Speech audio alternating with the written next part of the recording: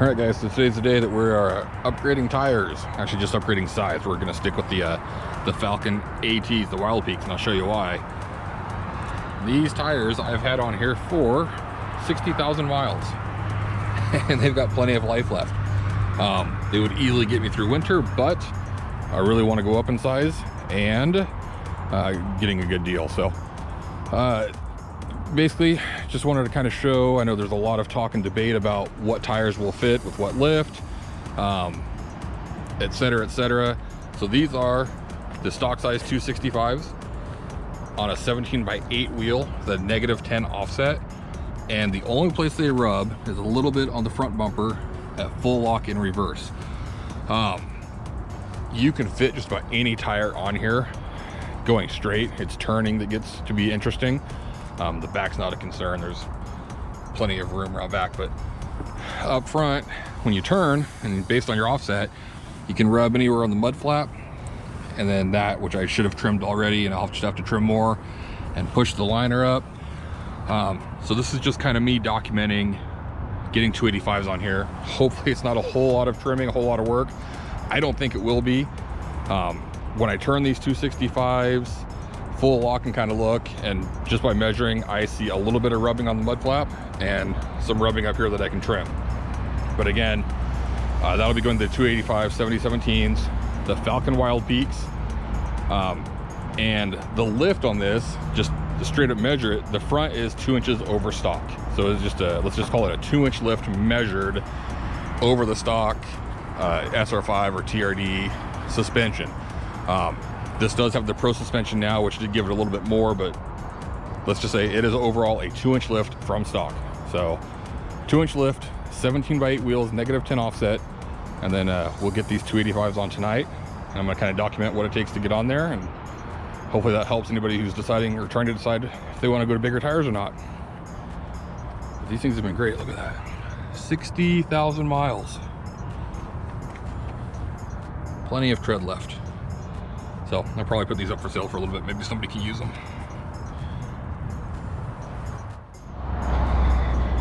And just so everybody can kind of see where the width of the wheels, tires, and the body are lined up, if that gives you any idea. And this was all strategic. I measured it because I wanted the, when I first did the lift and the tires, I wanted the tires to be out about even with the body, which they are. They're right there. The 285s should put them almost exact.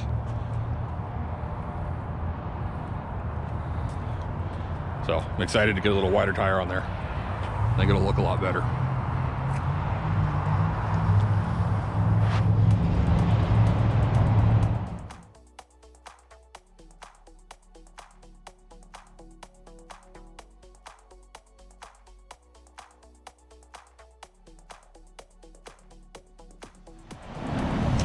All right, so I should have done this when I was in the lit parking lot right after getting them installed, but the 285s are on.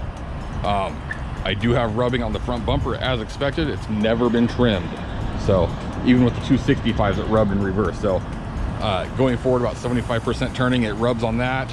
I don't think we're gonna rub on the back at all, but I haven't been able to go full lock to find out.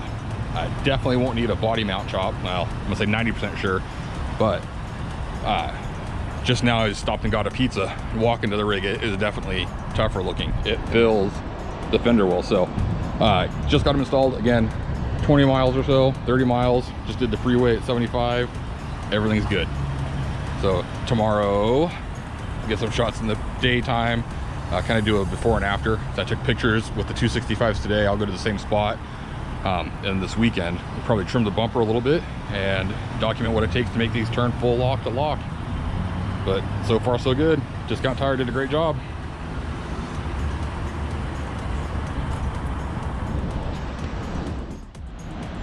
All right, so here we are, day after tire install. Haven't done any cutting or anything. Just wanted to kind of get back to the same spot that we were at yesterday with the 265s for I don't know, as close of a comparison as we can get. I've driven 65 miles or so, and of course no rubbing in the rear as we suspected, and the front only rubs on the bumper. So just gotta trim that, gotta push the liner and trim that. I don't think we're gonna rub in the back at all, but Just kind of giving a shot to compare what it looked like yesterday with the 265 versus the 285s today. And hopefully this weekend we get some time to trim a little bit.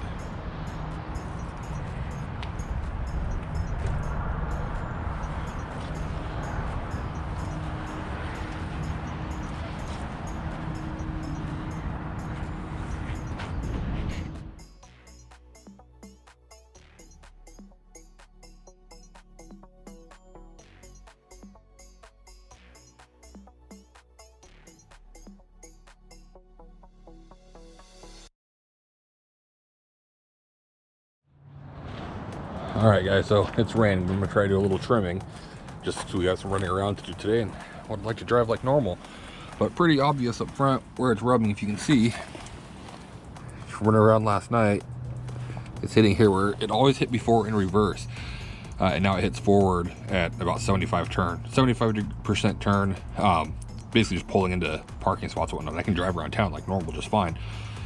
So I think I'm gonna take a razor knife and just try to shave this down as the starting point. No need to go too much. I may not even have to push the liner, so we're just going to cut that and see what it does. I see no rubbing on the back, but of course we haven't been able to go full lock yet, so gonna start there, see what it does. I'm also going to try using these utility hook blades. Just got these at Home Depot. I think it was $5 for a 10-pack. Just because it's got that hook on there, might be easier to pull a cut than to push a cut, I guess, but either way, a sharp razor blade, I'm told, will cut through that bumper. So we're going to give these a try. All right, so I intended to do one side and kind of show how easy it was to do it on the next, but it's going so easy. If I can do this, filming it with one hand, literally just shaving off a little bit at a time. So this will take 10 minutes to do both sides, no problem. Piece of cake, and it can actually looks really good. Doesn't even look like it's been cut. It's a nice finished edge. So I'm gonna finish that up and we'll see what it does.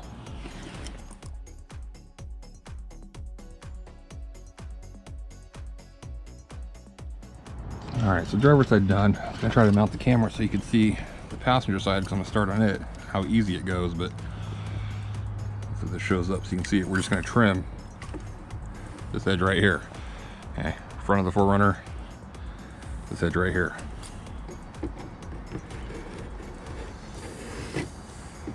Just cuts like butter. I got the heat to heat this up if I needed to, but literally just shaves right off. It's really nice.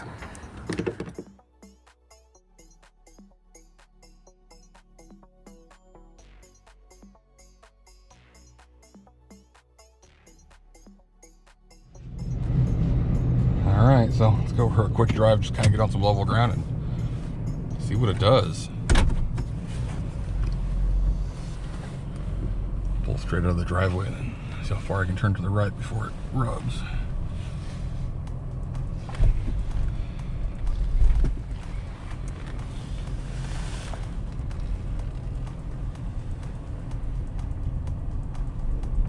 Okay, very full lock it rubs, so I'm going to get up here, turn around, and go to full lock. You can see where we're hitting, but that was probably sharper than I would turn normally for anything other than trying to get in the tightest of parking spots. So we'll do this here. Right there, we're rubbing.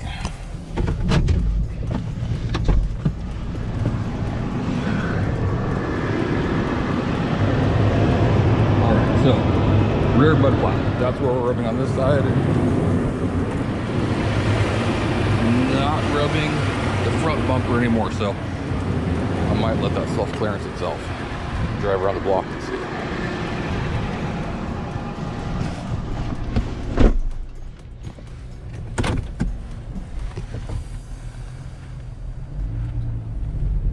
Yeah, very, very, very full lock. Like, I'm 95% of the way there and it's not rubbing.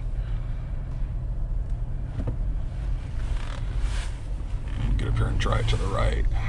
And then of course backing up is where it usually hits the front bumper, so we'll see what that does.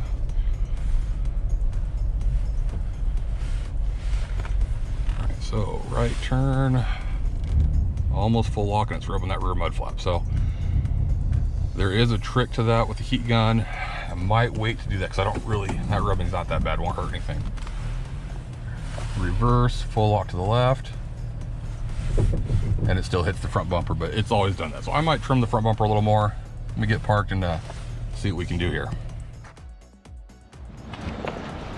All right, guys, so I trimmed the front bumper just a touch more, real quick, basically just shaved a little bit more off. So now, instead of hitting the bumper, it's gonna hit the liner. If it does that, I can push it forward. That gives me an idea. You can see in the back, it's kind of dried, but it's hitting the hump, which is common. There is a trick to take a heat gun and kind of melt that back, which I'm going to do if I need to, but not today because it's raining. And I honestly think it's gonna self-clearance itself because it's so minor. In fact, there's another trick with a zip tie where you pull the liner back, or pull the mud flap back. I might do that because that might be enough to do it. So, anyways, for today, that's where we're gonna stay. Trimmed quite a bit off of there, but it looks really good. Like, if I didn't tell you I trimmed it, you wouldn't realize there was anything different if you didn't know any better. And this one also hits the rear mud flap just a touch at full lock, like very full lock. So again, gonna rock it like this for the day. Got some running around to do. If it seems to get worse or it's not tolerable, I might zip tie the rear flap back. I guess you can cut a zip tie, drill holes and zip tie to the body mount, pulls it out of the way, or I'll just take the heat gun and reform it a little bit because I really only need, crud, 1/4 inch of clearance, but definitely no body mount chop. And as it is right now, we're good everywhere except for at full lock. Again, that's 285 7017s on 17x8 wheels with a -10 offset.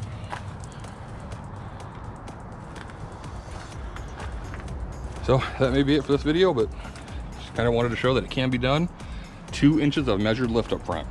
That literally measures 2 inches. It's a TRD Pro front suspension with an 1.25 inch spacer. So all right, that might be it.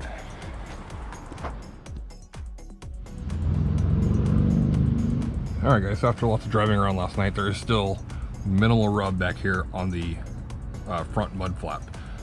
We're at the front of the rigs, there's the front, laying on the ground here, so it's kind of weird, but mirror door, front tire. So we're at the back of it here. So 2 common methods to fix this. One, take a heat gun, heat this up to kind of form the plastic and just push it up against the body mount. The other I was kind of looking at was, if I can get down here, drill a hole in here, zip tie this mud flap to that body mount, which, if you can see it, does offer the clearance that is needed, because it's this little hump of plastic that goes over right here, that goes over the body mount, that causes the problems. Kind of down here laying on the ground trying to decide what to do. I think I'm gonna go ahead and heat gun and see if I can't push this back a little bit, and if that fixes it, great. And if not, I'm not against doing the zip tie down here because I think that'll work too. I just feel like the heat gun and melting that plastic is a little more permanent, correct way to do it. So we're gonna give that a try and see if we can't get a little more clearance right there. All right, tried the heat gun method, got a little bit of room, but I just don't think it's worth dealing with. We're gonna go full on and just do the zip tie method. We're just gonna drill a small hole, zip tie it right to this body mount.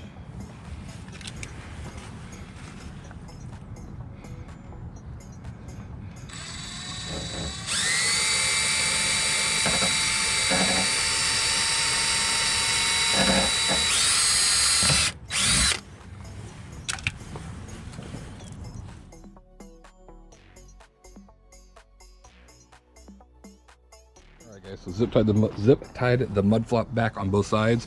Also took the heat gun and did this little divot just a little bit. Didn't get a whole lot of room, but a little more can't hurt. So this is the passenger side. Go over to the driver's side. Driver's side was a little closer actually. So again, did the zip tie, drilled the hole through the mud flap, zip tied it to the body mount, and then took the heat gun. I don't know if you can see it. I can barely get my hand in there. The little nubbin right there, I heat it up and push back just a little bit. So I don't know, we're gonna go for a drive. Let's see what it does. Just from how it was last night, it was not damaging anything. It was just rubbing on the back, on the face of that mud flap. So the only downside was that you could hear it. And it was pretty much only at full lock. So this will definitely improve it. And honestly, I don't think that I'm going to bother with it anymore, even if it does rub just a little bit, because it's so minimal. The mud flaps, I've never noticed how little they really do. So I'm not against doing the delete, but we'll see. We'll go for a drive and kind of figure it out from there. All right, running around the block and just made a my first left turn, and at full lock it barely rubs. I'm not even sure which side it is. It's faint. I could hear it. I don't know that anybody else would even notice it. Let's see if we can make a left right here. No cars are coming. That's not full lock, full lock. It barely rubs. Sounds like it's actually the passenger side. And that is very, very acceptable. I don't know that I can do anything more than pull the mud flaps though. I think we're gonna leave that. Let's try a full left.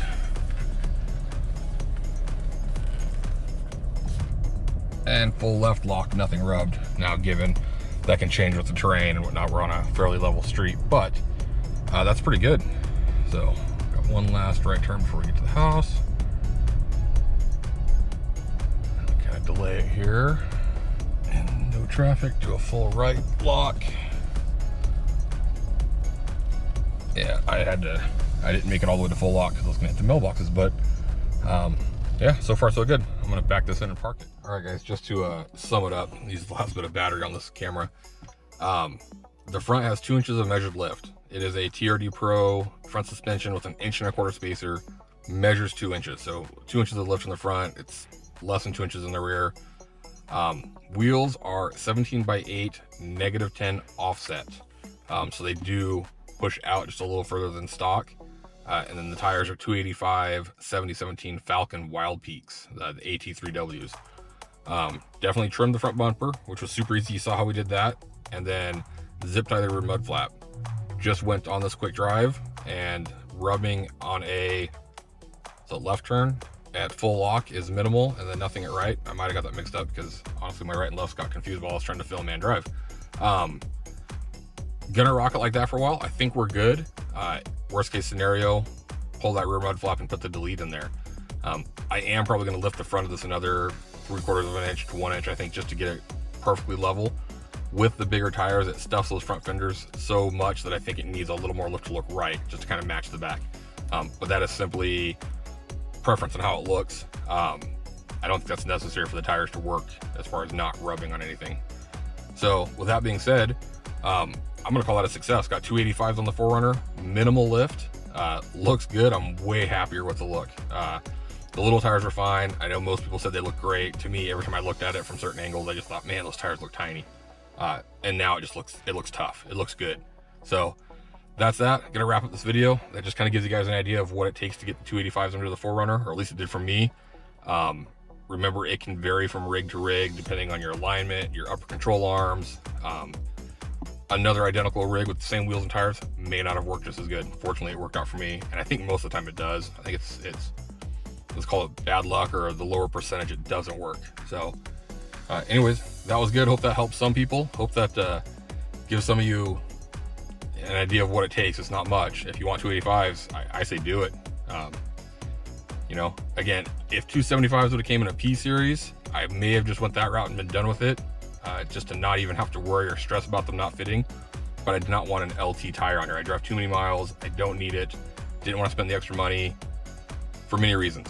So just happier to go with a P-size tire that's actually bigger, lighter, nicer ride, and will work perfectly fine for me and the family.